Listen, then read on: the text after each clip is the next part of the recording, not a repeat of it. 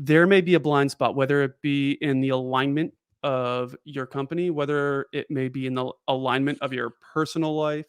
But it sounds like one of the biggest things that everybody struggles with, specifically high performing leaders, entrepreneurs, executives, is they don't have someone in their life, or they don't have a network of people that help them be self-aware enough to uncover blind spots, right? And maybe Correct. it's ego, but it's also Uh, probably just that when you're a high performer, sometimes you look at other people as though they don't have the same perspective that you might have. Otherwise, they sure. would be where you are, right? So, how should people really go about uncovering blind spots in their life? Uh-huh. That's a good one. I will touch on what you just said. We have another defining aspect of people's status. We call them high performing leaders because, again, they run these big companies. They are industry shakers. They've got Mhm. these, we call, people like Jeff Bezos and Elon Musk, all them high performers. However, I challenge that notion because your ability to get things done, to complete tasks, to make money, to accomplish goals is achievement. It's achievement. You're able Mhm. to be a quote high, super high achiever. Let's look at your life. Do I want to emulate who you are? Or am I just chasing the idea that you've created some, I would say, material success and I want that?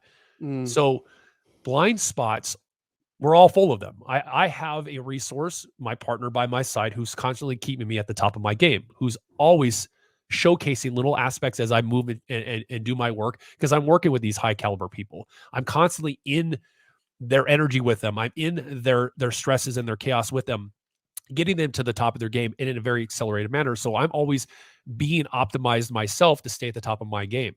This is what leaders, you're right. I'm glad that you said that, right? Is because they don't have a very specific resource in their life by their side, in their pocket, so to speak, constantly redirecting their focus in Mm. real time that keeps them heightened in that challenge that exposes those blind spots. We have your typical coaches, your typical consultants. We have these household names that constantly repackage and repurpose their same philosophies year in and year out as the next best strategy for what you want for your life and business next. And people are buying into that and they never actually get to where they want to go to the degree they want. So they need an outside force that's capable to be in the trenches with them, that can see things in real time, that go, nope, what you just said, what you're doing right now is the reason why that didn't work out.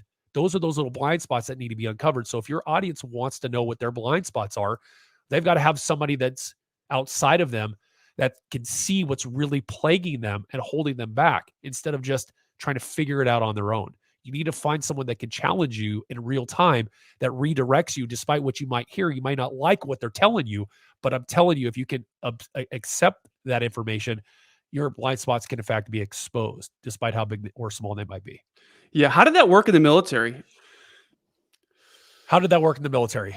Well, that's what the extreme training is all about. They push you and break you so that you're the most vulnerable.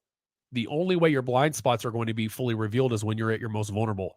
The problem we have in our society is personal development, especially, which is why it's a $300+ billion industry, is because they're selling you and banking on the idea that you're going to want to learn and copy from them instead of understanding Mhm. your power and potential on your own.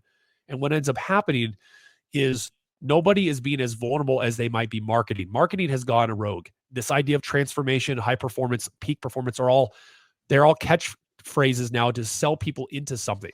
They're not, Yeah. they're just bastardized. And unfortunately, people think that they're transforming. They think that they're being exposed to who they really are, but they really don't know who they are because they're not being as vulnerable and as willing to be as open to that as possible. And when you're most vulnerable is when you get the most out of you. People want to know how. We're stuck in the how. How do you do that? How Mm. do you do that? How do you do that? Because what we are doing is we are fearing the unknown of that resource that's coming to the table, and we want to control a little bit of it so we can feel comfortable to step into it. And I'm here to tell people you're not going to be peak performers by approaching personal development and growth from that standpoint. Period. End of story.